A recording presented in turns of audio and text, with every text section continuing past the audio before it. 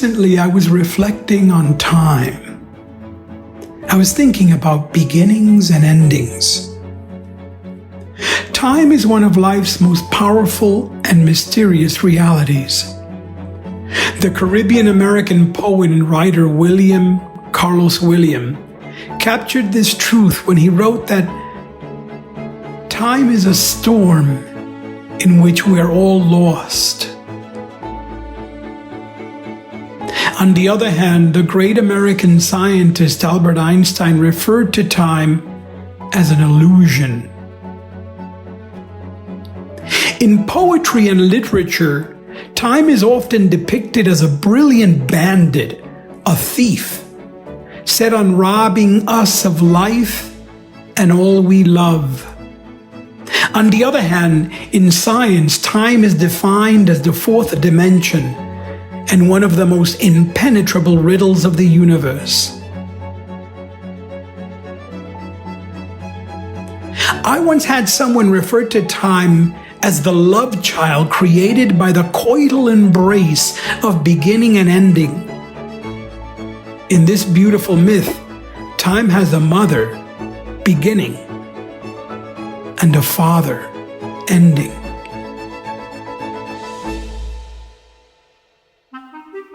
When I was a college student, I took a class on ancient philosophy, where time was defined in the poetry of theology and mysticism. The topic in class that day was time and humanity's relationship to it. In this class, the lecturer said something to the effect, and I quote, "In some forms of ancient mysticism, it is clearly understood that God, which he also referred to as the ground of being, is beyond all categories and yet contains all categories.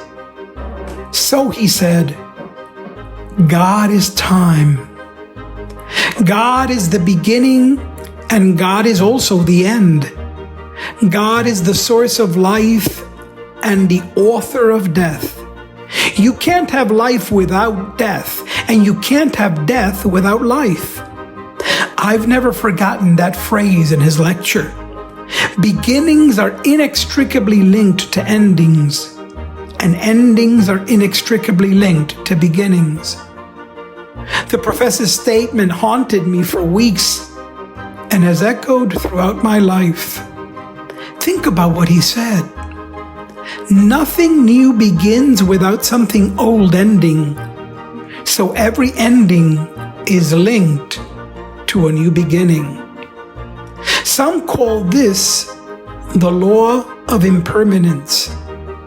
Everything is in a constant flow of beginning and ending. Everything is constantly changing. This is where the idea of sacrifice comes from a deep intuition that all of life demands a death, and all death makes room for new life. So something is always sacrificing itself in order for something new to be born.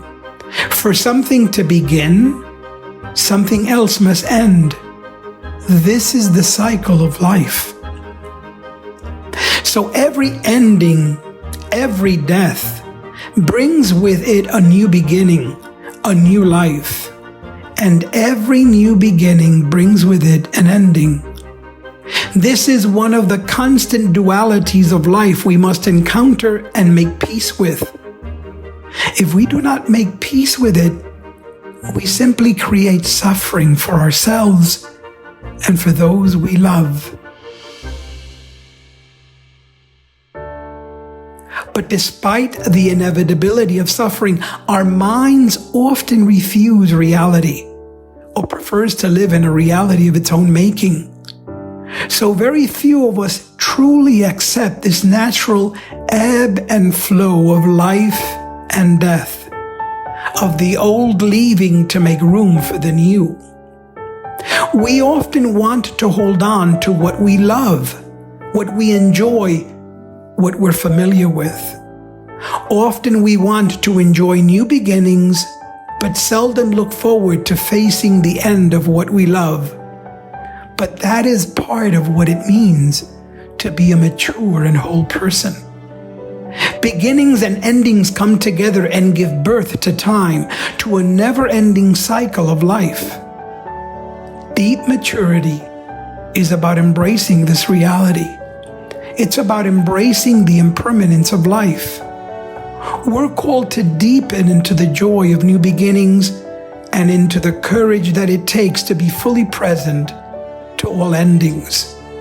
We must expand to embrace the new, even as we deepen to accept the loss of the old. When our consciousness deepens and expands to allow for the whole cycle of life, we finally move beyond the made-up reality, the delusion of our minds. A delusion that tells us that things can stay as they are forever. To live a whole and healthy life, we must be able to mourn the death of the old, even as we make room for the birth of the new. We must learn to be fully present to the totality of existence. We must fully accept the complete cycle of life. This is when we have the power to move forward and live fully. It is our birthright. No matter our place in life at this moment, it is our birthright to keep moving forward. It is our birthright to fully realize what it means to be completely alive and courageously human. The fullness of our being is found in fearlessly embracing the joy of new beginnings, the demand of all things coming to an end, the challenge of change.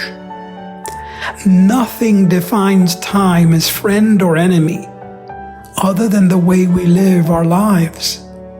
In other words, we truly start living fully and courageously when we embrace the entire cycle of existence, the relentless and mysterious ebb and flow of time.